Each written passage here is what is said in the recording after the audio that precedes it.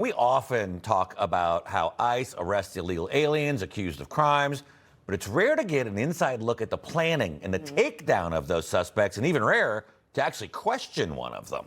So see how it happens as Newsmax crime correspondent Jason Mattera embedded with ICE's Tampa field office during the arrest of a fugitive wanted in Brazil for sex crimes against a minor. Here is that special report.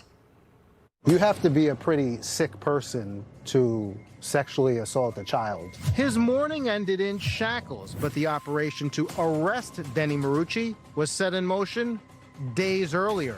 You'll have a picture of our target, correct? And what officers later uncovered about that target made the takedown even more urgent. I cannot fathom somebody who would look at a monster like this and say, no, keep him in my community. ICE's Tampa Bay Fugitive Task Force rolls out before dawn on June 9th. Today's subject is an Italian citizen, but a Brazilian national. He came here on a Visa Waiver Program and didn't let us know that he had been a criminal in Brazil, where he's currently wanted for the rape of a vulnerable person. Field Office Director Matthew Elliston says once his team learned that Marucci was in Florida, they wasted no time. This might be it right here. Yeah, this is it. This is him. This is him, yeah. Yeah, that's him. All right, we're rolling. No time? No time. Como oficina de migración, tenemos una orden de arresto. And yet here's a man accused of rape. And can you imagine that? Like, what an awful human being you have to be to rape a little girl? This guy. And hiding out a short walk from where kids gather and play. It's scary to think, he's right here with a pool and a playground, especially given his horrific criminal history. So right now they have the suspect arrested. As you can see, he's going through processing. The processing means getting biographical information. Of course, they searched him. They're going to fingerprint him.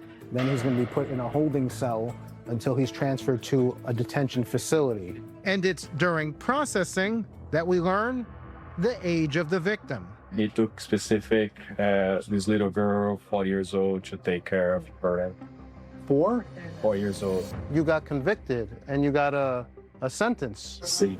A lot of Central and South American countries, they're like, all right, you've been convicted, you're going to go to 21 years. Go home and get your affairs in order and turn yourself in on Monday. And miraculously, people don't do that. And he ends up here. Yeah. But this time, Denny Marucci is not slipping away. He was able to escape before facing justice, but thanks to the women and men of VRO, he will go back to face what's due to him. For Elliston and his Tampa Bay team, the arrest itself is its own reward. I would do this for free. This is the best job you could ever imagine. I will never be more satisfied than putting handcuffs on a guy like this. When you're embedded with ICE officers, it is very obvious that this is what drives them. Getting criminals who don't belong here out of the country. It also helps when they're working in a state like Florida, where politicians are not offering sanctuary to people wanted in other countries for heinous sex crimes. Mark, Charlotte? Yeah, and when you see all of those people protesting and they're very against ICE, if they just saw that piece right there and saw what they're really doing to clean up our streets and make our neighborhoods safer from guys like that. All right, Jason, thank you. Information. Truth is freedom. Is Newsmax. It's real news for real people.